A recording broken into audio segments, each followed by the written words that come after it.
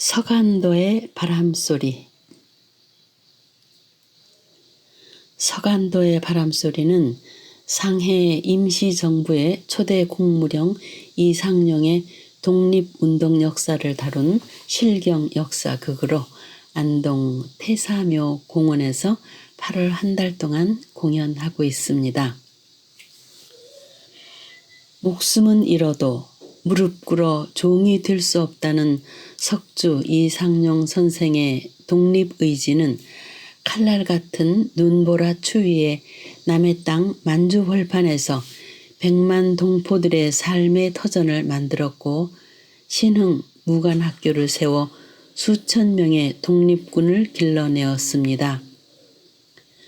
국내 진공작전으로 일본군의 기세를 꺾었고 봉오동과 청산리 전투에서 독립전쟁 최고의 승리로 이끄신 대한독립전쟁의 지도자이셨습니다. 일본의 침략과 만행은 갈수록 잔인해지고 혁신적 신교육을 방해하는 보수 유학자들의 반발은 더욱 심해지는 가운데 석주 선생은 노비들에게 노비 문서를 태워 자유를 주고 여자와 아이들에게 동등한 민주교육을 이어갑니다.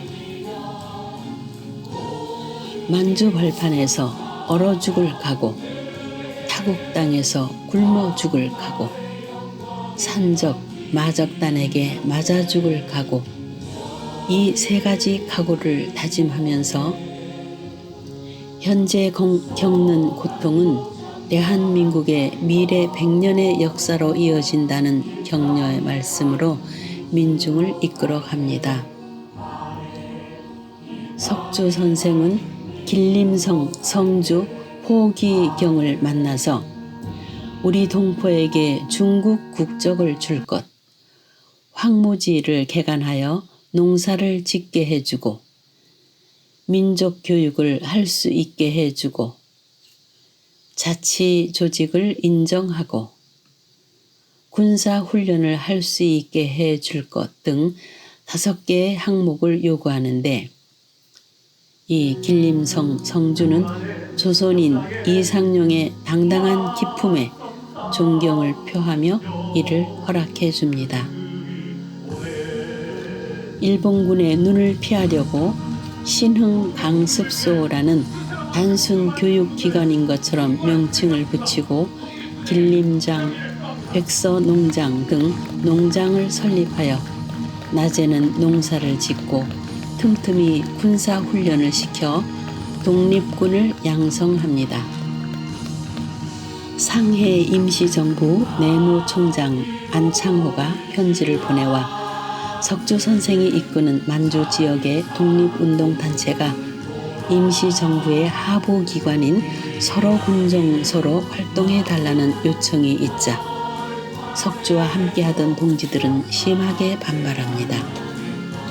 이때 석주는 일본군에 대항하려면 민족이 통합해야 하고 통합을 위해서는 상대를 인정하고 양보해야만 한다고 동지들을 설득합니다. 남의 나라 땅에서 수많은 어려움을 극복하고 독립운동을 펼치신 석주 선생은 이후 대한민국 임시정부 산하 대한국민의회, 상해 임시정부, 한성 임시정부, 민간정부 등 국내외 7개의 임시정부 대표들의 추대로 1925년 초대 국무령으로 취임하였습니다.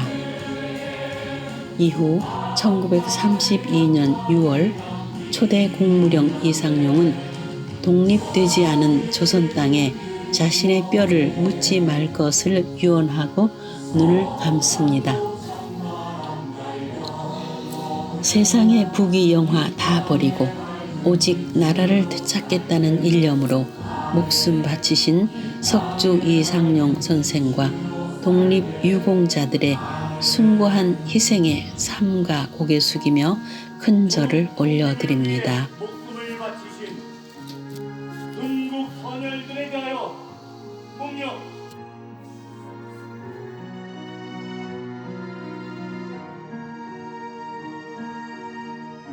바로